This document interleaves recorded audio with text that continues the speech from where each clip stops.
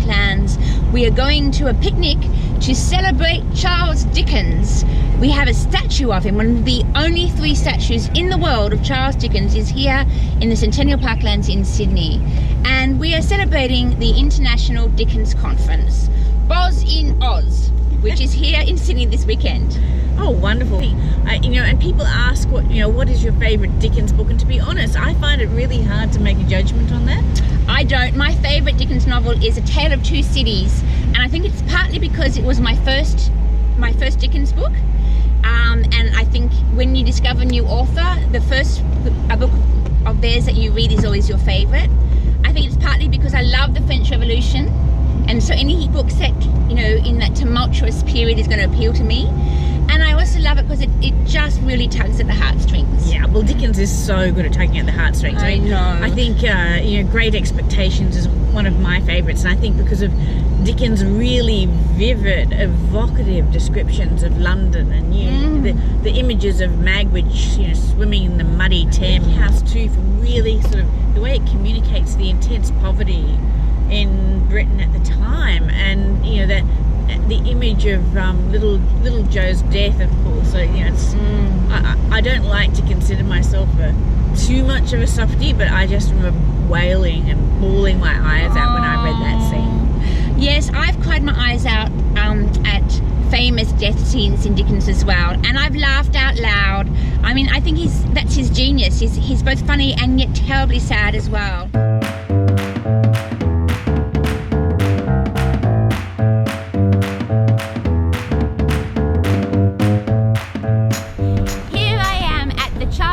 Statue at the beautiful Centennial Parklands, and this statue is actually one of only 3 in the whole wide world, because Charles Dickens did not want any memorial made for him.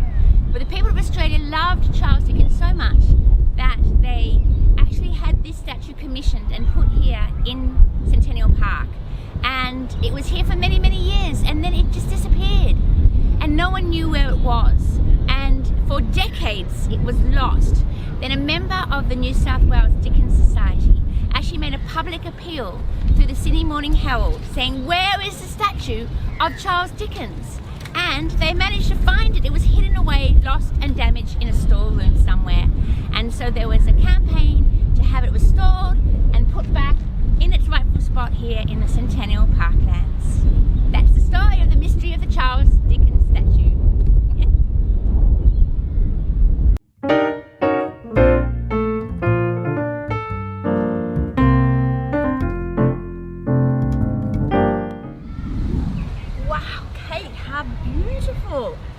A picnic. What are we eating today? Well, it's a Dickens-inspired picnic. There is, of course, heaps and heaps of food in all the Dickens books, so yes. I've gained inspiration from a few different books. The first one you are so going to love, Sarah. So we are going to be having pork pies. Pork pie. Pip stole a pork pie from Magwitch in Great Expectations. It's one of those classic moments. The starving prisoner gets this poor boy to go and steal food for him. He's escaped Magwitch, and yeah, pork pie is awesome. And so English. So kind of Dickensian. Yes, Dickensian and quintessentially English. And I have here some pears. So Dickens described them as luscious pears in A Christmas Carol. Yeah. So they're in season. I thought that would go nicely with our cheese and our bread. So Little Dorrit, which is not such a well-known Dickens novel, it begins with 2 prisoners in jail, and one has got money and one doesn't. And the poor prisoner, he gets nothing but musty old bread and sour drink. And the rich prisoner, he gets sausages and veal in jelly and soft white bread and fine cheese and good wine. So we're going for the rich prisoners repast here. Yes. Dickens was so good at that social commentary, and it was a critical time in England because it was just post the French Revolution, and poverty was rising in England, and so there were, as a result, a lot of people got sent off to the colonies. But yeah, and basically Dickens started, I believe anyway, the trend towards the middle class interest in the plight of the working class. Absolutely.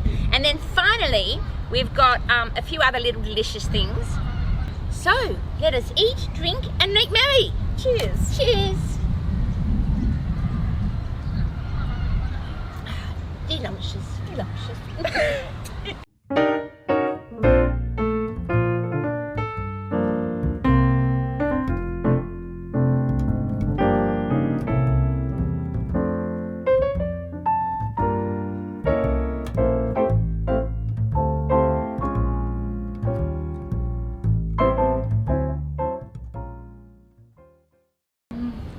So here we are at the International Dickens Conference, and I'm very pleased to be talking to Susan and Carly about their wonderful book, Colonial Dickens. Can you tell us a little bit about your book, please? So the inspiration for the book was to try and look not at what Dickens thought about Australia, and there's quite a bit of material on that and quite a bit of work on that, but to look at how Australians looked at Dickens, what they thought about Dickens, and how they used Dickens as well, how Dickens influenced the understanding of Australians, particularly white settler Australians, of course. Yes, so I was listening to your wonderful presentation earlier when you were describing how they would put on theatrical productions of, you know, famous Dickens scenes, you know, as entertainment. People would go and pay good money to hear some strange man get up and recite Dickens. And on the stage, of course, they were just making stuff up, Yeah. which is almost like the equivalent of fan fiction now. Yeah, I mean, you were telling us about one play where they completely changed the ending. They took quite some considerable liberties with Dickens' plots in order to stage something more palatable or more exciting for the audience. No wonder Dickens hated adaptations. So, the burning question that I have to ask you both is, what is your favourite Dickens novel? And I am going to go first for no particular reason and say that my favourite Dickens novel is Bleak House. And I don't know what Sue's might be. My favourite Dickens novel is Bleak House, and she tried to go first because I loved Bleak House first, and I Allegedly. I remember getting it. We're having a punch up on the stage. I love Bleak House. I love Bleak It's the House. end of the collaboration. There'll be no more books. All right. So what is it that you both love so much about Bleak House? Why is it your favourite? Well, I think it's such a broad novel, you know, it's full of everything, so many characters, so much richness, such an extraordinary plot, so many genres as well, sensation fiction, detective fiction, and I really love the alternating narrators and how that works. For me, it's also that mix of genres, the beginning of the detective fiction genre, which we are both very fond of as well. And, Me too. And the double narrator, I think, is quite experimental, but really accessible, still really readable, and, you know, immensely popular. So. And it's not really that bleak, is it? No, it's not. So there's that, you know, there's any number of twists and turns in the novel, but one of them is that title, which was then used for any number of private houses in Australia, which is kind of bizarre when you still That see is the bizarre. occasional house labelled Bleak House and think, you know, they're relying on a level of knowledge of the people around them to understand the referencing in the novel that Bleak House was far from bleak, but, you know, for 20th century people or 21st century people going past that house thinking, it doesn't look that bleak. No, and why would Looks someone okay. call their Why house would you bleak? call house- Exactly. So, why do you think Dickens should still be read? Victorian novelist, is he relevant today? Hard-hitting questions from Abby on Word of Mouth TV. Well, beyond the fact that I think the humanities are relevant to everything, and Yes, you it's and quite me a too. political day for me. The relevance of Dickens is around his politics and the way those novels, while being incredibly entertaining, are also grappling with social issues and how individuals can address social issues like poverty, like injustice, and, you know, and how you Cruelty and unkindness, you know, So there's so much in his novels about you know, compassion, about the necessity of compassion. yeah. That's right. And so, although those situations may be quite removed from us, the actual human encounters are really relevant. And I also think that is one of the great retaining relevancies of Dickens is his ability to explore humanity in its complexity. He doesn't flinch from looking at what people are and what we do to each other, and that has to be an enduring thing for literature. You know, one of the things that I know everyone talks about how wonderfully comic so many of his characters are, but for me they're so psychologically acute. That is one of the things that really interests me about Dickens, and he does it so swiftly as well. All right, final question, the most important question of the day. I'm going to ask you first, Kylie. What is your favourite Dickens food moment? My favourite Dickens food moment is quite a modest one. It's Joe eating the leftovers from other people's dinner, looking up at the dome and the cross on St Paul's Cathedral in London. Oh, it's such a moment of little poignancy. Joe, yes. Yeah, it's so poignant, isn't it? Yeah. What about you, Susan? And for me, it's Miss Havisham's cake. Yes. Once read, never unseen. Which is true, isn't it? You know, Yeah. it's a wonder that we still eat cake. But there you go. Yes. Oh, well, thank you so much for joining us on Word of Mouth TV and sharing your favourite Dickens moments with us. Thank you. Thank you very much. Bye. Bye.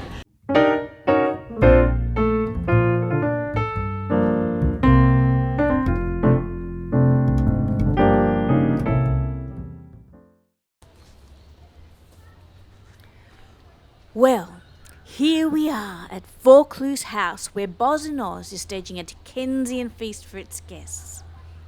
Formal dinners were quite a palaver back in Dickens' day, boasting up to 26 dishes in a 5-act drama, and usually only the aristocracy could afford them.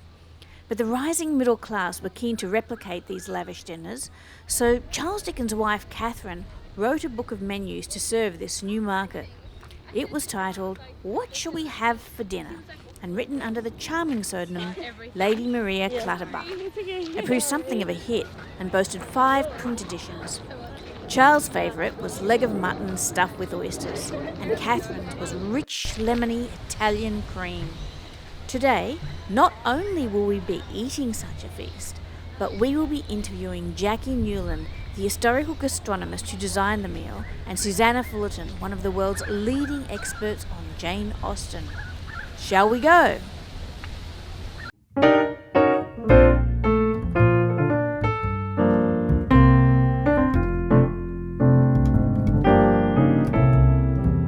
But we are here to celebrate Charles Dickens, and so now it's time to ask you, Susanna, what is your favourite Charles Dickens novel?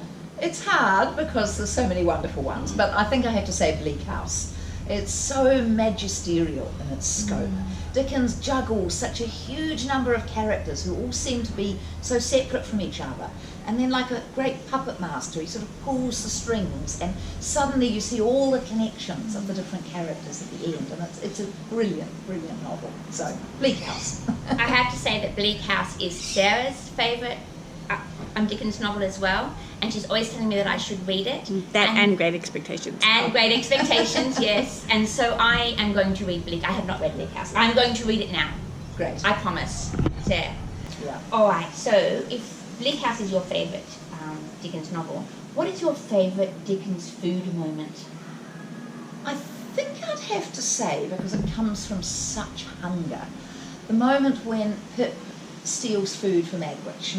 He's terrified. He knows he's got to face the wrath of his sister, the wonderful Mrs. Joe, who's such a great character. And he steals this food and takes it to the graveyard. And what he takes is a pork pie. And there's this poor convict out on the moors stuffing this pie into his face, so starving. So I think that's probably my best food moment in Dickens.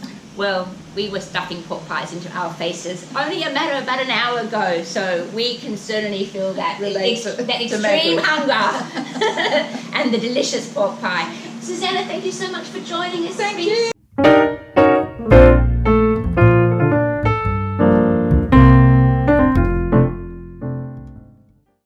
So here we are in the kitchen garden at Vaucluse House, and I wish that my kitchen garden looked like this. It's absolutely gorgeous. And I'm here talking to Jackie Newland, who is actually our historical gastronomist. And I would very much like to know how one becomes a historical gastronomist, because in my next life I want to be one. So it was a total tree change, I suppose, for me. I'd always had an interest in food, and I've always had an interest in history. And then I discovered a master's degree in gastronomy, as you do, through the University of Adelaide and Le Cordon Bleu, and that was it. It changed my life. Oh, how fabulous. So, can you tell us a little bit, you are the one that curated the banquet that we're all going to enjoy here tonight. Can you tell us a little bit about how you chose the food and what we're going to be enjoying? Yeah, certainly. So I've sort of, like with most things, my interest in most things history have come via the food. So rather than being a sort of Dickens tragic, like, you know, so many are, I really entered the world of Dickens because of the food. And I discovered that Catherine Dickens, Dickens' wife, wrote a book of menus, if you like, bills of fare they were called, in 1851. And that was sort of addressing the sort of new aspirational middle class who might have never experienced formal dining before but now needed to know. So that's, you know, that's been really the reason I'm here tonight. So for the Vaucluse House tea rooms, for the fellowship banquet, we've taken elements from Catherine's menus. There are some things on the menu that most of us might not want to go for. Mock turtle soup. Mock turtle and tongue and all those sort of things. So we've, you know, we've erred away from those. But, you know, they were the sort of Victorian classics, if you like. So saddle of lamb was a very prestigious dish in those days. It was it's where we get our loin chops from and cutlets, but it also used to include the tail. We're not doing that tonight. Thank you, thank you. But also some lovely things, and that's where the kitchen garden really comes into play. Asparagus soup. And, you know, these days we can get asparagus all year round, but of course in the springtime when it came through, you just did whatever you could with asparagus. That's right, absolutely. Now, which is your favourite Dickens novel? It would, that's a really tough one, but I think it would have to be A Tale of Two Sisters. It's my favourite Dickens as well. Oh, I'm sure you know. You could embarrass me with a lot more facts about it than me. No, not at all, no. But it's always fascinated me the way the English have looked to the French and also looked to the Americans for their revolutions. And it was the best of times, it was the worst of times. What a great opening line. And I think whether you've read the books or not, everyone knows that. Exactly. It's almost Shakespearean. It's a far, far better thing that I do that I have ever done before. It's the only Dickens I can quote. That's why it's your favourite. That's right. So, what is your favourite food moment in a Dickens novel? As a historical gastronomist, you must have one. I do, and it's probably Mrs. Cratchit's plum pudding, because it's not just about the pudding itself. He says it's like a cannonball, and you can sort of, she walks in proudly, and it's a flame and a light, and there's a lot of theatre. But I also love the way he explains that he said there's the smell of laundry, and that's of course because the pudding is cooked in a cloth in the laundry copper. Yeah. So not only does he tell you the food they're eating, he actually gets you sort of smelling it and feeling it, and really you know, bringing the whole occasion to life. Such a wonderful scene, isn't it? The family come together to eat and be together at Christmas. And, you know, Dickens almost invented Christmas as we know it now. Well, definitely. And here in the colony, even though it was, you know, the heat of summer, and you find people picnicking around the harbour, was what they did on Christmas Day, or go to the races, believe it or not. But without fail, there's a plum pudding in every illustration. There'll be a plum pudding on my Christmas table this year, every year. Mine too. Thank you, Jack. It's been such a Thank you. pleasure. Oh, thank you. And you can say thanks for everyone for watching. Bye. Bye. Thank you for joining us. And if you don't want to miss any of our shows, just press the subscribe button at the bottom of our YouTube channel. And if you want to know more about our fantastic giveaways, or about any of our delicious recipes, or book news, views and reviews, then just go to our website at wordofmouthtv.com.au. see you next time.